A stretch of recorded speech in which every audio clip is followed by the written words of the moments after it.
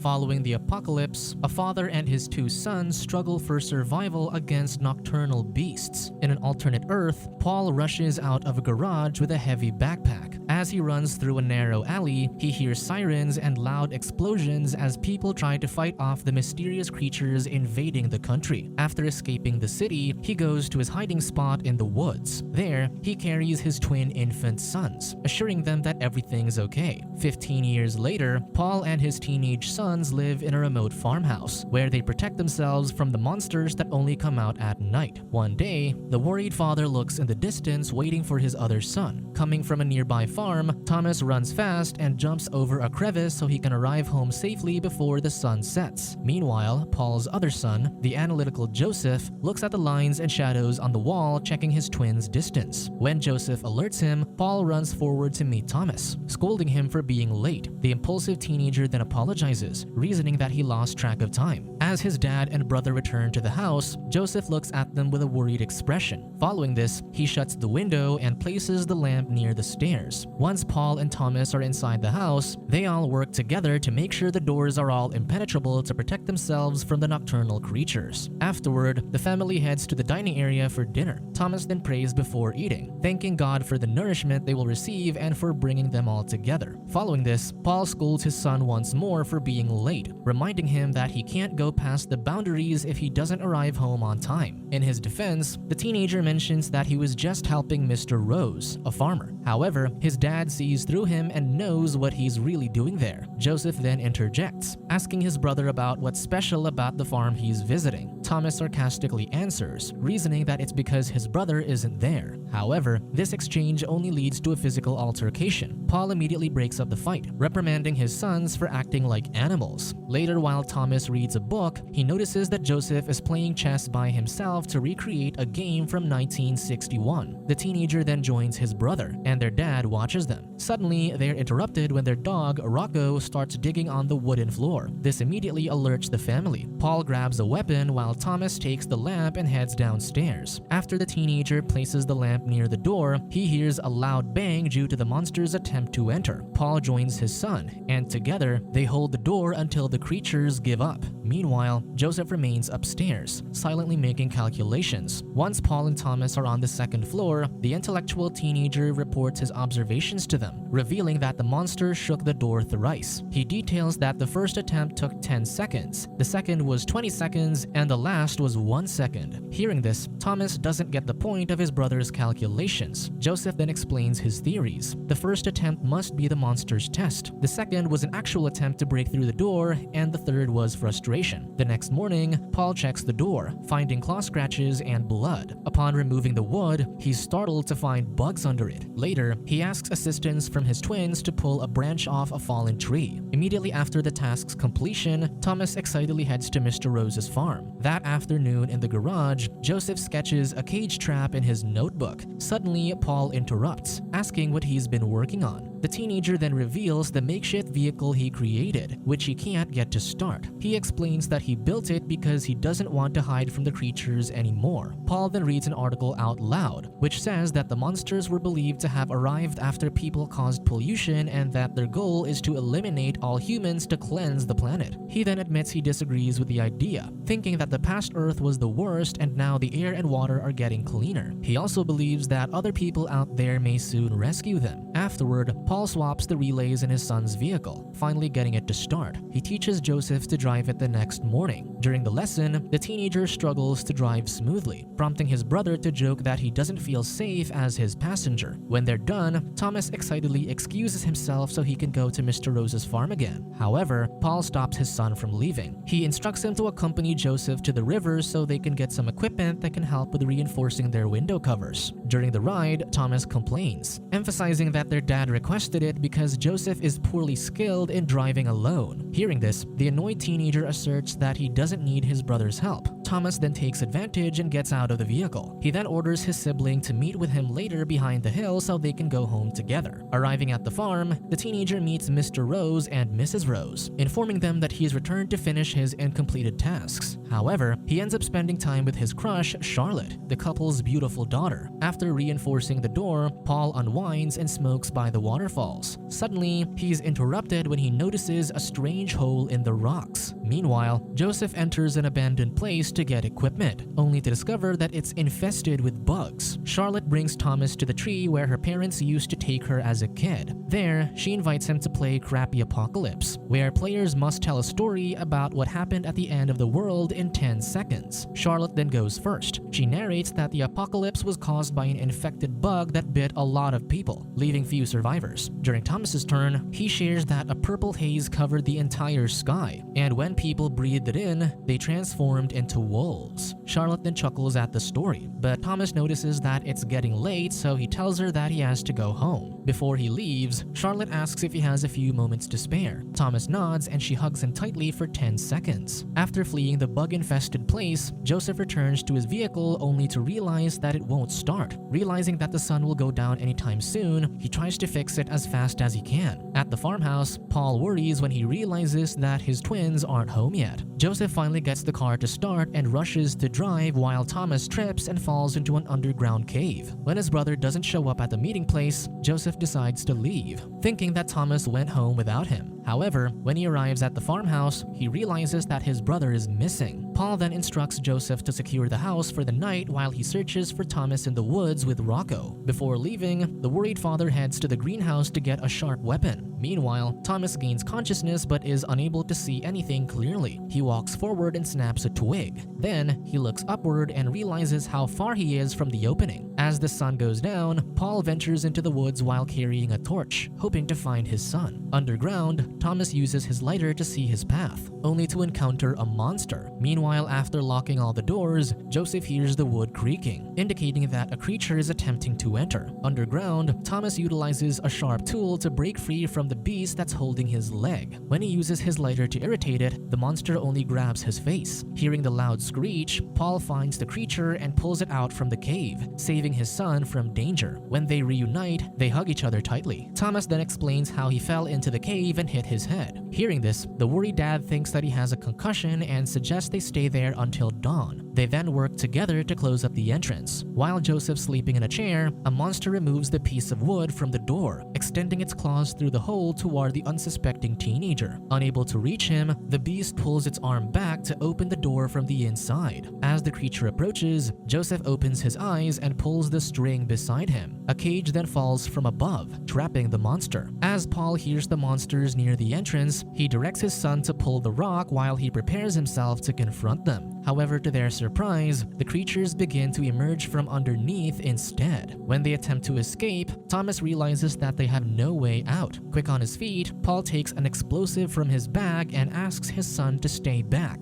Then, he places it on the rocks and it blows up. That morning, Joseph worries because his dad and twin aren't home yet. He then drives to the woods to search for them. After the explosion, Thomas pulls his unconscious father out of the cave. Soon, his brother finds them through Rocco's guidance. Thomas then details everything that happened, starting from how he fell into the cave to how their dad blew up his arm during their fight with the creatures. The twins then carry the unconscious Paul to the vehicle and lay him on the couch upon arriving home. When they're in the bedroom, Thomas discovers that Joseph has captured a monster and kept it trapped inside a covered cage. When the impulsive teenager attempts to remove the cover, his twin stops him, stating that the light will hurt the creature. While Thomas tends to their father's hand, Joseph shares his discovery from the previous night's capture. The intelligent teenager mentions the monster's 8-minute attempt to enter the house, the presence of 2 creatures initially, and his capture of 1. However, he senses something off about them. Upon hearing this, Thomas shares his experience, revealing how he and his dad managed to defeat a group of creatures the previous night. He then volunteers to eliminate his brother's catch. When they accidentally open the cage, the creature hides under the bed. Joseph then gets a stick just in case it attacks them. Soon, the monster emerges and appears in the corner of the room, prompting Rocco to bark and approach it. Thomas immediately stops his dog, but the beast turns its attention toward him. Just in time, Joseph steps on the monster's body and pierces it with a sharp stick. Afterward, Thomas beheads it using an axe. Then, the intelligent teenager takes the creature's body to the garage where he slices it open to study its organs. Suddenly, Thomas interrupts him, suggesting they take their dad to Mr. Rose's farm because they offer better medicine and care there. However, Joseph dismisses dismisses the idea, believing it's a waste of time and they won't receive assistance. Despite his brother's objections, Thomas strictly insists they should go. They then carry Paul into the car and drive to the farm. Upon meeting Mr. and Mrs. Rose at the entrance, Thomas explains everything that happened and requests medical care and accommodation. However, Mrs. Rose apologizes, explaining they have no medicine to spare and can't accommodate someone with such severe injuries. Mr. Rose then expresses confidence that Paul, being a strong man, will pull through. Hearing this, a confused Charlotte interjects, correcting that they do have room. However, Mrs. Rose reiterates that only Thomas can stay, emphasizing that this will ensure there are enough supplies left at their farmhouse for Paul's care. Hearing this, Joseph urges his brother to stay since he wants that anyway. He then expresses his frustration, stating he doesn't want anything from Thomas as he perceives him to avoid responsibility and act impulsively, ultimately blaming him for their father's condition. Triggered, Thomas pushes his twin to the ground and begins to strangle him, only to stop shortly after. Disappointed, Joseph quickly rises and drives off, leaving his brother behind. Once inside the house, Charlotte encourages Thomas to eat to keep his strength up. Afterward, he brings him to his quarters. Thomas becomes curious about the rocking horse, which Charlotte confirms is a toy. Upon hearing this, the teenager explains that at the farmhouse, they only have sticks and bugs to play with. Further in their conversation, Charlotte asks him if he's nervous, to which he replies that he's not, expressing that she's the only thing in the world that makes him happy. Following this, they share a kiss, but their moment is suddenly interrupted by Mr. Rose, who strictly instructs his daughter to leave the room. While driving, Joseph passes the forest and notices the sheep running in different directions, indicating that something bad is going to happen. Upon arriving home, the teenager quickly brings his dad inside the farmhouse. After discovering the monster's footsteps in the garage, he thoroughly examines all the floors, realizing that it's the creature's new entry point. Later, Charlotte catches Thomas searching for something on the cupboard, prompting him to admit that he won't be able to stay. When he begs for medicine, she takes a bottle from a container and gives it to him. He then hugs her and promises to return. As Thomas flees, one of Mr. Rose's farmers, Hobson, who overheard the teen's conversation, catches him. He threatens him with his rifle and accuses him of stealing, despite his defense that Charlotte gave it to him. Thomas explains that he was running so he could arrive home before sunset. Still, the farmer orders him not to leave. After securing the windows that night, Joseph walks across the carpet but suddenly discovers a hole underneath, indicating that a creature has emerged from it. Meanwhile, the farmers bring Thomas inside their dorm and tie him to the bed. As Hobson prepares to shoot him, the ground suddenly opens up, causing him to fall. Not long after, a beast comes out of the hole. The noise awakens Mr. Rose. He takes his candle and gazes out the window, feeling compelled to check outside. However, as he's about to leave, a monster attacks him, causing him to drop the candle. Though Mrs. Rose escapes, a creature meets her on the way and ends her life. A worried Charlotte then leaves her room, only to see a monster in the bathroom. Meanwhile, the beasts begin pulling the farmers underground while Thomas remains tied up. Some manage to escape the dorm, only to encounter more monsters outside. Just as Thomas breaks free, a beast appears in front of him, but Charlotte arrives to shoot it, saving his life. Afterward, the duo flees the burning area and heads to the farmhouse. Meanwhile, Joseph blocks the floor hole with furniture. Soon, Thomas and Charlotte arrive. After handing the medicine, the teenager apologizes to his brother, admitting he can't do anything on his own. Just then, Paul regains consciousness and takes his medicine. Joseph then informs his dad that the creatures dug under the house and will soon emerge through the floors. When the teenager asks his father about their next step, Paul urges them to fight off the creatures. Taking the advice, Joseph devises a plan, and with the help of his twin and Charlotte, they transport the petrol and freezer from the shed to the farmhouse. Next, the trio works together to protect themselves from the anticipated monster attack. Joseph arranges the furniture in one place, pours petrol on them, and creates a makeshift dynamite. Meanwhile, Thomas and Charlotte block the entrance with wood to keep the beasts out. Just then, the duo hears noise underground, prompting them to prepare their weapons. Unbeknownst to them, one monster has already entered the house through the fireplace. Suddenly, two creatures emerge from the underground hole and attack Thomas and Charlotte, but they manage to defeat them with their weapons. Following this, the duo rushes upstairs to join Joseph. As Thomas helps his brother carry the freezer to the other room, Paul suddenly awakens. He then takes the rifle from Charlotte and shoots the floor. When Joseph notices this, he stops his dad, informing him that he set a trap.